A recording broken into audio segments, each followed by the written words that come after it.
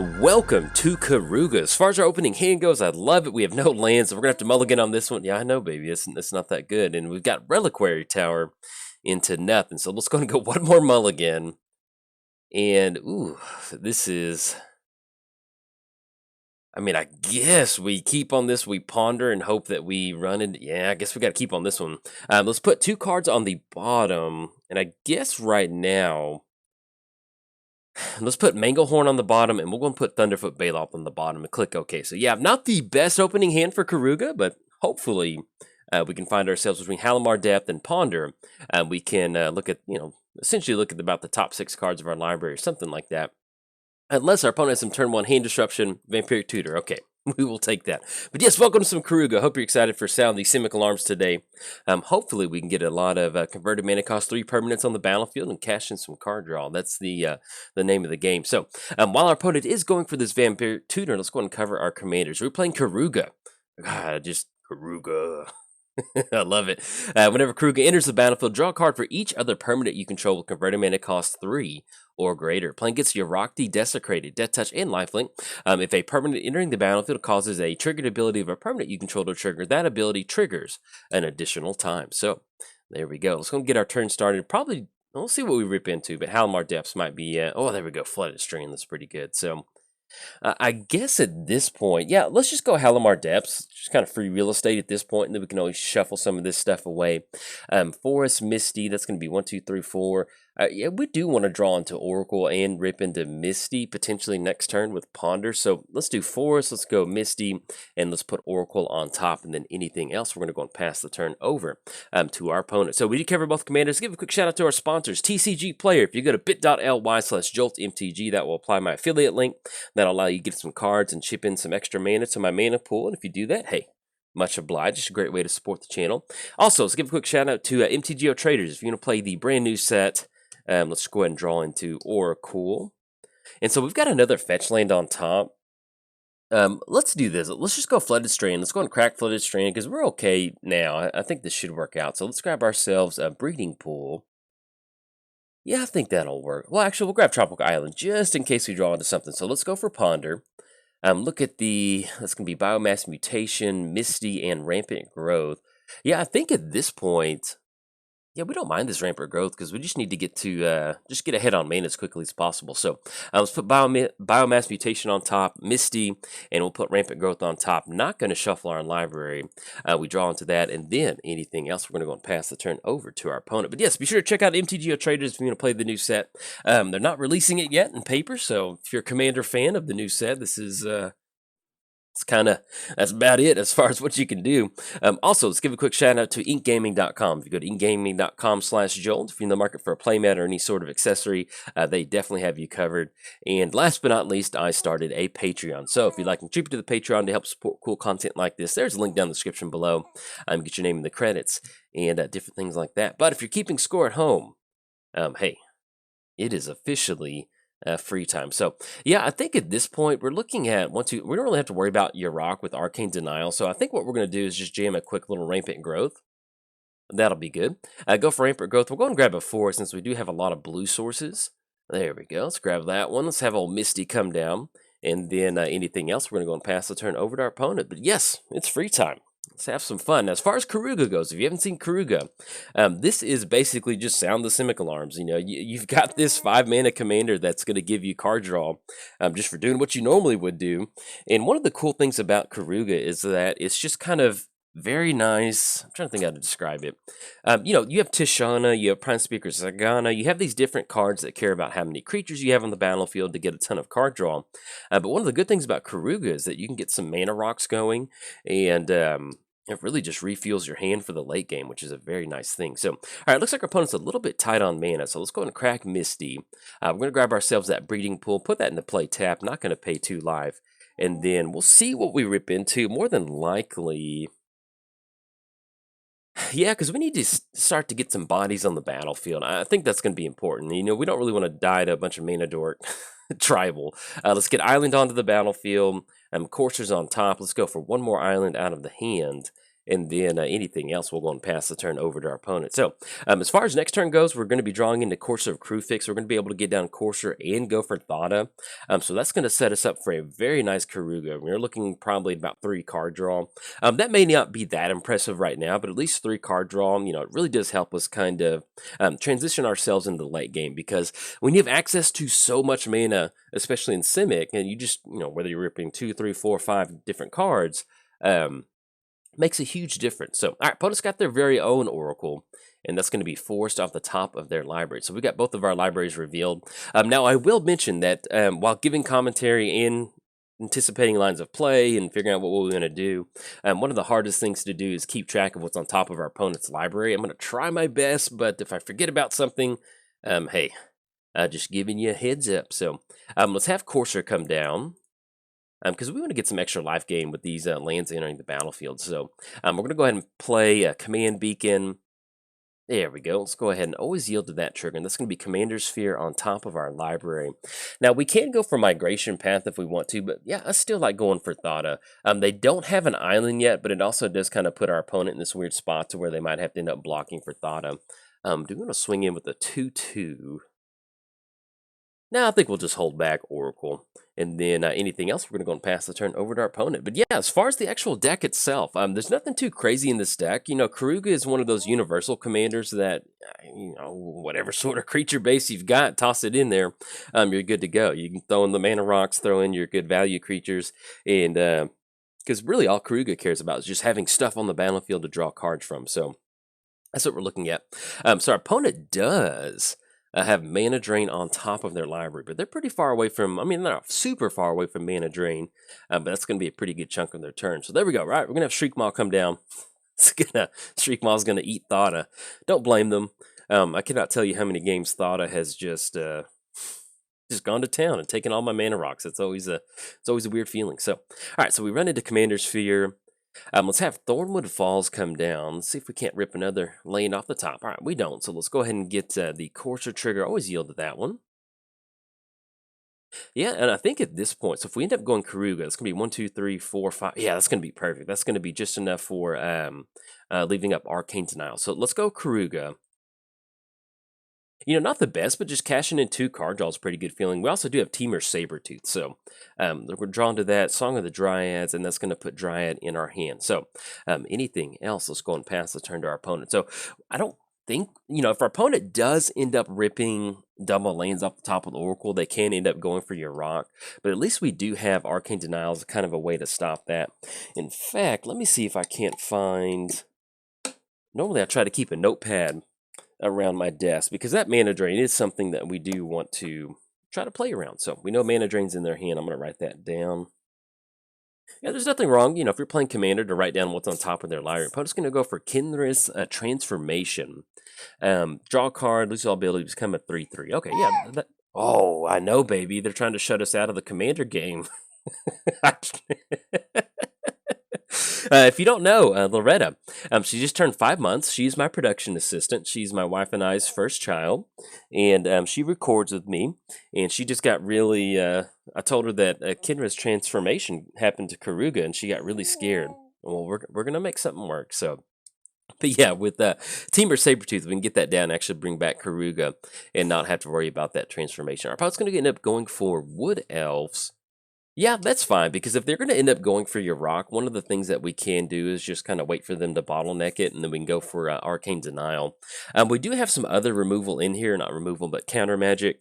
But a lot of it's kind of situational, kind of like Negate, Delay, Disdainful Stroke. You just kind of want to have these high-impact counter spells when you're playing against your opponent. But it looks like we've got a nice little board state developed. So now with Song of the Dryad, ooh, we're ripping to Cyclonic Rift. Okay, so we've got the mana for Rift. That's going to be 1, 2, 3, 4. All right, opponent's going to scoop it up on this one. So not really sure. I mean, yeah, even if we end up going, yeah, basically, I guess they saw Rift on top of their library, on top of our library, and that was enough for them to kind of concede on this one or scoop it up. But yeah, as far as what we've got going on, we've got Cyclonic Rift. Even if they do end up developing Yarok, we're basically going to be able to get Team or Sabretooth out, Dryad, and once we get these creatures out, just really start swinging in on our opponent. They hadn't been making their land drops per turn.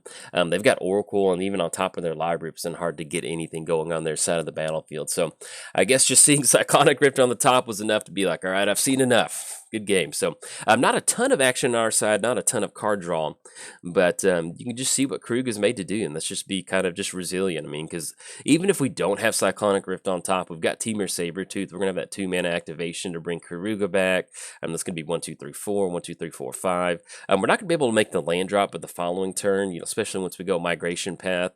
Simply just being able to send it back with Temur Sabretooth and casting it for 5 every single turn to get some card draw is a pretty good feeling. So anyways, a little bit of a shorter game, but if you enjoyed it, hey, like and subscribe. Thanks. Bye.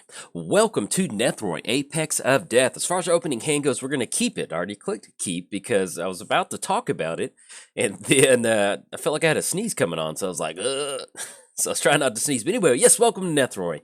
We had our opening hand, and I absolutely loved it. We've got Buried Alive, we have Cruel Celebrant, Blood Artist Effect, we have Eternal Witness, which is going to allow us to bring back something to our hand. We have another Blood Artist Effect in Poison Tip Archer, and we have a second land in Citadel. So I was like, all right, we're going to keep on this one. Of course, Buried Alive. We get to...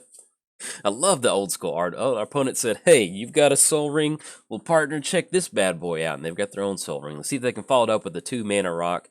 It looks like they don't. So, all right, so Commune with the Gods. Let's go ahead. Yeah, I think that'll work out. So let's lead off with Citadel. I mean, because either way, we can't cast anything. So let's go for Commune with the Gods. Let's look at the top. Let's see. Hollowed Spirit Keeper. Oh, Skull Prophet. That'll work out. We'll grab that. That'll be a mana dork in a way that we can kind of get our graveyard going. And then anything else, we're going to go and pass the turn over to our opponent. But yes, welcome to some Abzan Aristocrats. Hopefully you're excited for some Nightmare Cat. Oh, yeah. Saw Nethroi get spoiled, and I was like, yes, I know what we're building with this deck. I was like, I already had the deck built in my head in like 5 minutes. So we're playing Nethroi, Apex of Death, mutate for 7, then Death Touch and Lifelink. Whenever this creature mutates, return any number of target creature cards with total power 10 or less from your graveyard to the battlefield. So you got a bunch of 0/0s in your graveyard. That's free real estate right there, partner. You can grab those 0/0s and then whatever sort of package you want to bring back onto the battlefield. So, it is kind of not necessarily one track, but you can definitely go just absolutely wild with 0/0 creatures with Nethroi. But one thing that I would recommend is that if you are interested in building Nethroi, is just knowing that Nethroi isn't an enabler. Nethroi is going to enable some really nice graveyard reanimation. Even if you don't just have this humongous package to bring back with Nethroi out of the graveyard, simply just bring back 2 really big threats, or maybe bring back a Crater Hoof and some other creatures, or you're building a token deck, whatever that may be. Nethroi is going to make sure that you have some really good fun, because Nethroi is an enabler. So there we go. We're going to get the public service announcement out of the way. So let's go ahead and lead off with the Skull Prophet. Yeah, that'll be good, because we need to get ahead on mana. They've got Arbor Elf, they've got Soul Ring. We're going to see Gargos come down pretty quick, so we need to get a little bit more action moving on our side of the battlefield. And then anything else, we're going to go and pass the turn. We're playing against Gargos, Vicious Watcher. Vigilance Hydra spells you cast cost 4 less to cast. Then, whenever a creature you control becomes the target of a spell, there we go. Gargos fights up to 1 target creature you don't control. So we need to cover both commanders. Give a quick shout out to our sponsors, TCG Player. If you go to bit.ly/Jolt MTG, that will apply my affiliate link and allow you to get some cards and allow you to help the channel out at the same time. So if you do that, hey, much obliged, certainly appreciate it. Let's give a quick shout out to MTGOTraders. If you want to play online, hey, MTGOTraders is your spot. They've got you covered. They do have the new cards in stock, so I know they're delaying the paper release. So if you want to dip your toes into the Magic Online scene, hey, there you go. Uh-oh, Rex Sage. But yeah, check out MTGOTraders. Also, let's give a quick shout out to inkgaming.com/Jolt. Just like TCG, that I'll apply my link, so find you something nice and help support the channel at the same time. And last but not least, I started a Patreon. So if you'd like to contribute to the Patreon, if you want to support cool content like this, there's a link down in the description below. So if you're keeping score at home, I may need to double check it, but I think it's officially free time. So let's have some fun. But we got some good stuff to talk about with Nethroi. It's Aristocrats is my passion in Magic. It's yeah, I just want to make sure everybody knows how to play Aristocrats because it's fun. All right, so we run into Vizkopa Guildmage. So we've got access to 3 mana at this point right now. I'm kind of more tempted just to end up going Eternal Witness on Soul Ring, just to get ahead on mana again. I think that's going to be a good bet. You know, typically with Eternal Witness, you're using it to bring back something like a Living Death, but at this point, we just need to get back ahead on mana because we're staring down a Gargos pretty quick. So let's go ahead and go Soul Ring. There we go. Let's bring that back to the hand. Unfortunately, we don't have a land drop right now, but yes, we definitely want to use that ability, and then we'll pass the turn back over there. But yes, like I mentioned, Nethroi is a great enabler. So if you want to go Nethroi, Abzan, Reanimator tokens, if you want to go Reanimator on stuff like Rexage, just value stuff like Eternal Witness, like, you know, just imagine you have Rexage and Eternal Witness in your graveyard. You go to Mutate, you know, that's pretty good value getting those enter the battlefield effects. So Nethroi is going to allow you to have fun, and that's the important thing. So, but let's talk about this version of Nethroi. So this version of Nethroi is Abzan Aristocrats. If you don't know what Aristocrats is, it is getting a Blood Arts effect like Cruel Celebrant. Whenever a creature dies, each opponent loses 1 life and you gain 1 life. And then basically creating this board state to where you start to sacrifice your creatures and you drain either your opponents of life total or you drain the entire board state, which is totally possible with Nethroi. You know, there's sometimes when I build these Aristocrat decks in 1v1 that they are good and they can close the game out, but, you know, you may be lacking that punch to drain an entire table. With Nethroi, you could take this deck as is to a, you know, other than graveyard hate, but if you take this deck as is and take it to a multiplayer setting, you end up with these packages of creatures that you can you can do some pretty good stuff to it. All right, so our opponent's way ahead on mana. All right, partner. So let's see what we can do about this. Typically, when I start off with a brand new build of a deck, especially something like Nethroi where it's really unique, actually, I'll talk about that in a second. Let's go for Windswept Heath. So we are looking at 4 total mana. If we go for Fey Burrow Elder, yeah, I think that would be good. So let's go and crack Windswept Heath. Let's go and grab ourselves probably a black-white source. Let's grab ourselves a scrub land. There we go. See the scrub land. Let's go for Fey Burrow Elder. And what we're going to do on this, we're just going to try to get ahead on mana. We're at 29, so we can kind of take a little bit of a hit right now from our opponent. And let's go Soul Ring off of Skull Prophet. So that'll just really kind of open us up because that's going to be 1, 2, 3, 4, 5, and then that should be 6, 7, 8. Yeah, so we'll actually, or even 9 mana with Skull Prophet. So that should put us in a position to where if we want to end up going for Nethroi, we've still got Buried Alive. We've got the option to go for, you know, dumping some of our hand out there. So that should be pretty good, especially with Buried Alive. Since we do have 2 Blood Artist effects, we'll probably need to find a couple sack outlets and some token producing. So game's not over. We'll see. Bounce back from that Soul Ring being destroyed. But yeah, as far as Nethroi goes, this Aristocrats package that we're running, there's just a lot of different ways that you can close the game out. You know, even something like Vizkopa Guildmage. If you go for that 3 mana activation, whenever you gain life this turn, each opponent loses that much life. Let's say that we've gotten down Nethroi and somehow we just have a bunch of mana. We are running Pitiless Plunderer in here, which whenever one of your creature dies, you get a treasure token. So, you know, let's say that we...